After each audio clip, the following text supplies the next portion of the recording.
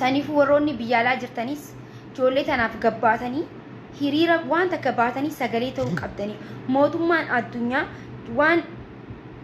bismillah auzubillahi minash shaitanir rajim ijoolleen tun waan isaan itti jiran beekuu qaban jechuudha maaliif mootummaan addunyaa hunda isaaniitu akka dhagaaniif isin takka taatanii ijoollee tanaaf sagalee ta'uu qabdaniif ijoolleen tuni namni du'eeti dhukkubsataa jiran du'aa jiranii hundi nama tokko ansoolatti nama 4-5 reefka 5 ansoolatti maranii akka godhan dhabaa jiran yaabanuuf dirmaddaa duune jechaa jiran saniifuu an akka nama tokkotti an akka maakitti garaan nan dandeenye rifadheetin jira waan amma deemaa jiru Saudi Arabiyaa keessatti jireenya fokkotaa jiraachaa jiranii jireenya akka hin qabne jiraataa jiranii saniifuu rabbuma ja'aati ijoollee tanaaf sagalee ta'aafi bikka jirtanitti hundi keessanuu wal bira dhaabbadhaa mootummaan Itoophiyaadha jaalateeti miti dirqamaan ijoollee tana akka galchu godhuu qabna kan akka inni galchu godhuu qabnu akkamitti nuti sagalee ummataan nu barbaachisa sagalee ijoollee biyyaalaa jirtu sagalee diaasporaataa isaaniitu nu barbaachisa maaliif isin yoo kan baatan ta'e afaan ingiliffaatiin yoo addunyaa kan dhageessitan ta'e ijoolleen tun furmaata ni harkatanii jechuu furmaata ni harkatan ammas dhaamsan isinii dhaamu tokkotu jira fakkeenyaaf namni tokko yoo anqa abiyyi nama mootummaan nama 500 nama 300 nama 200 galchaatiti isin immoo akka namni hundi Oromoon Saudi Arabiyaa keessatti hidhamte guutuun kara biyyaa deebi'ee takkatti gabbaatanii alhamdulillah yaa rabbi jettan jechuudha kun jechuun rakkina inni fidu hubachuu dhabuu dandeessa rakkina inni fiduun isinii fi maana caqasa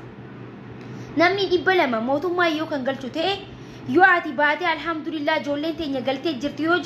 jettan ijoollee achi keessa jirtuufis ashawwaatti neeyxan jechuu ijoollee tana ijoollee achi keessa jirtu akka hin baane gootan jechuu maaliif galchinee jirra jaaniiti ijoollee hanqatana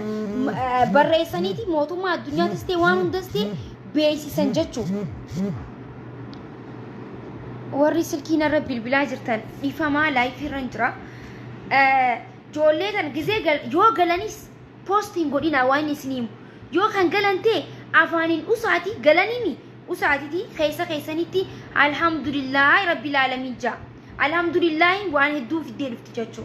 akkuma sanitti gizee isaan galanii usaa maaliif yoo kan nuti footoo 500 galchan san kunoo galchine jaaniti gizee hunda garsiisan jechuu gizee nuti sagalee asii taane gizee nuti asii iyyine kunoo galchine jaaniti ijoollee amma dura nama 200 galchan akka haarootti maxxansan kunoo galchine jecha saniifuu yoo ijoolleen kan galtu ta'es warroonni mazaggabdanii ijoollee tana gabbaastanii nama hanqa kanaatu galee nama 200tu galeettanii maxxansitaniis ijoollee birarratti ijoolleen akka hin galle goosisaa jirtan jechuu kun maaliif hin galle numa jaati sagalee taafii malee ijoollee galtee jettanii poostiin godhina nama 200 faa 200 faa 300 faa nama 100 meeqaa jira achi keessatti namni ilmi namaa lubbuudhaan osoo jiru hin tortoru lubbuudhaan osoo jiru hin madaa'u lubbuudhaan osoo jiru foolee hin fidu garuu ijoollee Saudi Arabiyaa san keessatti foolee fidaa jirti osoo lubbuun jirtu jechuu osoo lubbuun irra jirtu isinii galeemi dhalaan keessaafuu waa hedduu barbaachisa laguu baatirraatti dhuftuu jira laguu san huccuu takkarratti ba'atii amaturraa huccuma takkarratti mee laala ifirra qabaatii laala hundi keessanuu obboleetii qabdanii hundi keessanuu ilmaan qabdanii warroonni biyya alaa jirtanis ta'e warrummaa sooshaal miidiyaa kana gubbarratti jirtan hundi keessanuu yoo dhugumaan obboleetiin tante achi keessa kan jiraattu ta'e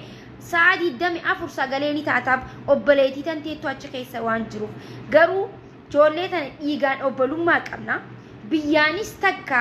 oromiyaarraa achi dhaqanii biyya hambaa jiranii jechuudha hundi keenyaa'u kara dandeenyuun ijoollee tanaaf sagalee ta'uu qabnaaf ijoolleen tun miidiyaa kana hunda kan isiniif guddisu ta'ee kan sappoort isiniif godhu yoo isaan hin jiraanne namnummaa waa takka nuuf laaluu hin jiru haqan dubbadhaamiyaan isaantu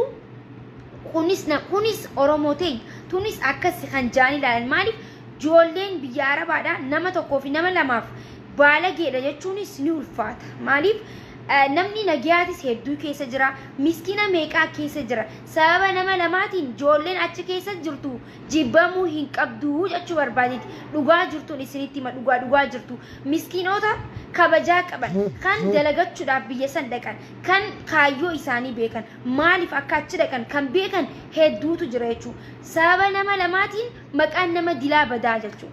sanifu ummanni oromoodha kana milkaneeffatee ijoollee tanaaf sagalee ta'uu qaban ana akka kiyyatti sagalee isiniif ta'eetiin jira arras isiniif hin ta'a borullee isiniif hin ta'a wanni keessan nagalcha ana qofa odoon ta'in warra asirra na daawwatan hundaafuu isin galcha dhimmi isaanii dhimma keenya rakkoon isaanii rakkoo teenya wanni hundi waan isaanirra ta'an hundinuu nurra akka taateetti fudhatuu qabdan daqiiqaa takkaaf jechuudha sanifu hundi keessanuu Samarraa kaasaati sagalee taafi mootummaa wanni inni sodaatu miidiyaadha miidiyaa caala wanni sagalee irratti ta'anii jiru maaliif takkiin akkana yaaddanii ta'uu danda'a mootummaan kun furmaata fiduu hin danda'u sagalee taanu furmaata hin finnu nuti amma ni bilisoomna miti ni bilisoomna jenneeti kan sagalee taanu kan iyyunu osuma dhumnu osuma duunu osuma dhumnu osuma duunutu osuma nurraa ajjeesanii osuma nurraa hidhanii dubbachuu ni dhaabne sagalee ummataaf ta'uu ni dhaabne oromoof iyyuu ni dhaabee hin dhaabne maaliif guyyaa takka ifaa aduu bilisummaa ni garta guyyaa takka ni bilisoomta saniifuu hin ifatiin mootummaan jaalateetiin kan galchu yoo arra sagalee taatee kan boordiistu ta'e ijoollee tana galchuu hin danda'an yoo garuu irra dhaabbattee numa sagalee taate miidiyaa hedduu sodaata wanni mootummaa sodaatu yoo jiraate mootummaan rasaasa hin sodaatu mootummaan boombii hin sodaatu mootummaan kan sodaatu miidiyaadha miidiyaan halkaniif guyyaa waan isaa yoo gabaase miidiyaan halkaniif guyyaa rakkina inni qabu yoo gabaase ni sodaataa miti ni dhimmamaa miti rakkina isaa yoo kan himute sodaa keessa mootummaan ijoollee tana ni galchaa jechuudha saniifuu hundi keessanuu bikka jirtanitti sagalee taafii galatoomaa waan dhaggeeffataniif ulfaadhaa sa'a keessan akka wanni ilaaltanii waan dhaggeeffataniif galatoomaa ulfaadhaan isin jaa galatoomaa kanumaan dubbachuu dhufee isinitti hin guddisu sagalee taafii bikka jirtanitti hundi keessanuu sagalee taafii arrallee aboorullee isiniif hin dhaama akka sagalee taataniif hadaraa rabbiitiin